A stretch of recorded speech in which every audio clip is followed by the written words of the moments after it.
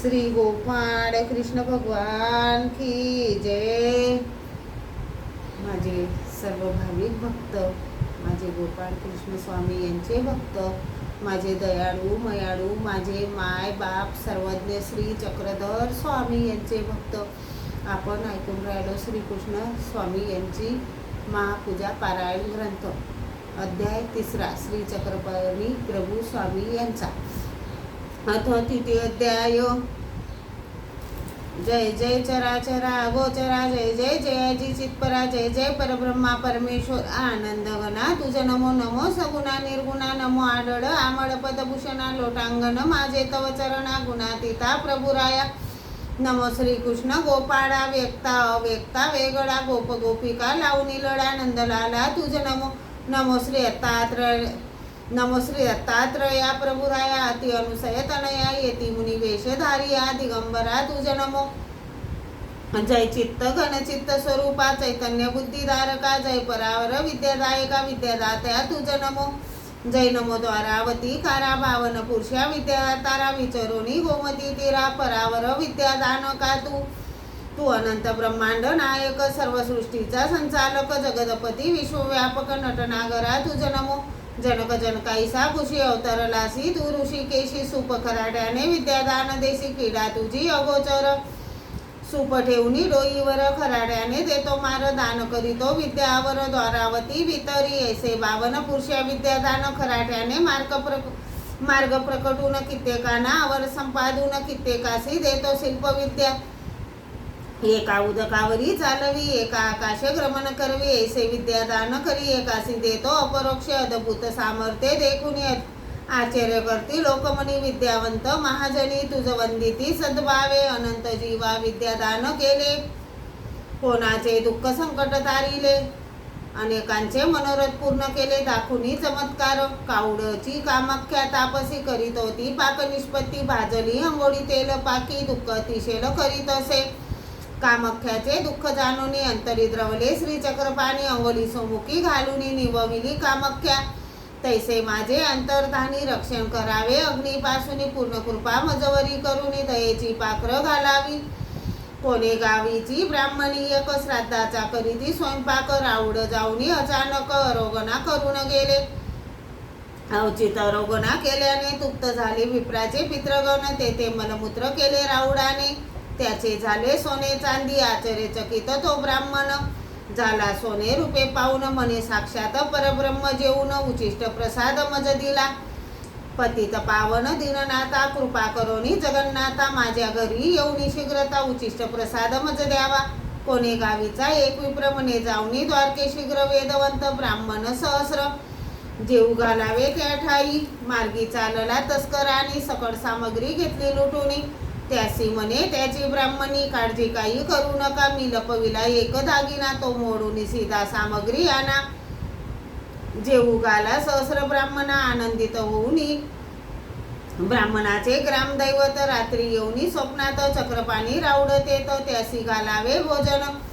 राऊडासी भोजन घातल्याने 1000 ब्राह्मण जेवल्याचे पुण्य, इच्छा होईल तुझी पूर्ण, ग्रामदेवता बोलली, उदक उठून ब्राह्मणाने दिले राऊडासी निमंत्रण, तसेच वेदवंत द्विजवंत निमंत्रोणी तो आला, राऊडाने मध्यान्परी बीजे केले द्विजाच्या बिडारी, पूजा करूने आसनावरी जेऊ बसले राऊडाला, राऊड बसले जेवावया भोजन वाढती विप्रभाया, पश्चात द्विजाचे अन्न खाऊन तरी आण म्हणीत असे, विस्मित होऊनी ब्राह्मणी विचार करती आपुल्या मनी, एवढे अन्न एकट्यांनी कसे काय खादळे, हे तू ब्राह्मणीचा अंतर्मनी जाणून घेतला, श्री चक्रपाणी मध्येच उठले हात आकडोनी, आचमन करावया, काढू लागला ब्राह्मण पात्र, ते निघाले 500, ब्राह्मण झाला विस्मित चकित, ब्राह्मणीसी कोपला, पापिनी तू शंका घेऊन अंतरिले सहस्र भोजन, झाले असते पूर्ण पावन, राऊड तुप्त होताची, राऊड गेल्यावर ब्राह्मणाने बोलावून आणले 500 जण,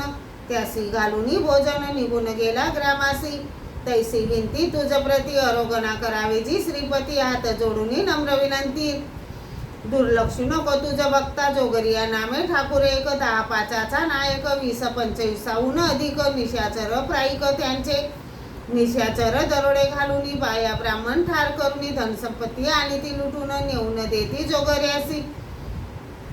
ठाकूर म्हणे प्राईकासी तुम्हा पडताळावयासी मागून येऊन रात्रीशी हजेरी तुमची घेईल. प्राईके अनेक गावे लुटले कित्येकासी ठार केले. एका बालकाच्या मातेव दिले हृदय शून्य तस्करांनी. जोगरा घोड्यावर बसून बहुत अत्याचार पाहुणी नैनी. स्त्रिया लेकुरे घायाळ देखुनी ठाकूर म्हणी चरकला. ठाकूर प्राईका प्रति बोले असे अत्याचार कोणी रे केले. एक म्हणती ते आम्हीच केले तुम्ही पाठवल्या म्हणून या.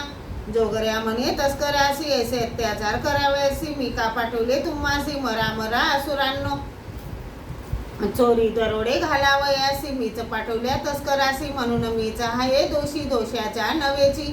म्हणून अनुतापला म्हणी ब्राह्मणापासी निबंध काढून निरोप दिला ज्या मुखांनी ते कांकरे शिवावावे.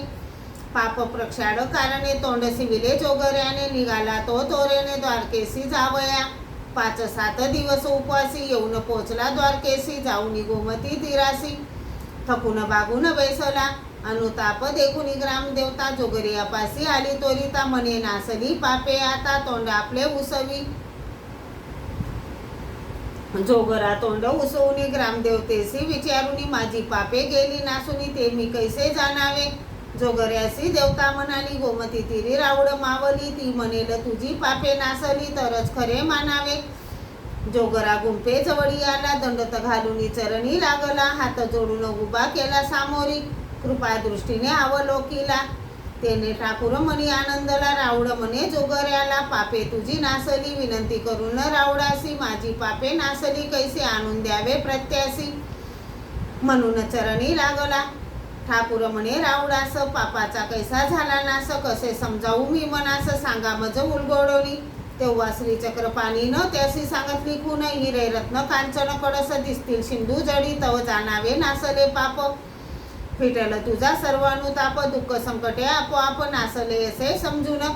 श्रावण मासी अमावशेला जेने द्वारकेचा कडस देखिला. पाप कर्माचा पूर्ण नाश झाला प्रतीती आली त्या लागी. रावडाने जोगरियाला ब्रह्मविद्येचा बोध केला. मोक्षपदाचा मार्ग दाखविला. हाती बसविला कैवल्यपदी. जोगरिया सारख्या निशिदिनी अनुताप करतील जे अंतकरणी. तव परमेश्वर कृपा करुणी नेतील त्यासी मोक्षपदी. रावड कृपेची मावली जशी जोगऱ्याची पापे नासली तशी माझ्या पापाची होडी करावी जी देवराया. या अनंत अनंत रूपा परब्रह्म कैवल्य स्वरूपा. या दासावरी करुणी कृपा स्वरूपी आपल्या मिळवावे. नित्य करावे लीळा स्मरण. जेने चुकेल जन्म मरण. दुःख संकटे जातील नासून. इच्छिले ते पावाल. म्हणून सर्व श्रोत्यास विनंती करीतो हरिराज. हे परब्रह्म पदाचे गुंज अंतकरणी साठवावे. इतिसी परधर्मे कैवल्यपद साधने. साळंकर अज्ञात दिशीत म्हणे हरिराज उद्भरे. तृतीय अध्याय गोड हा. श्रीचक्रपाणी अर्पण नमस्तुते. श्री गोपाळ कृष्ण भगवान की जय. श्रीचक्रपाणी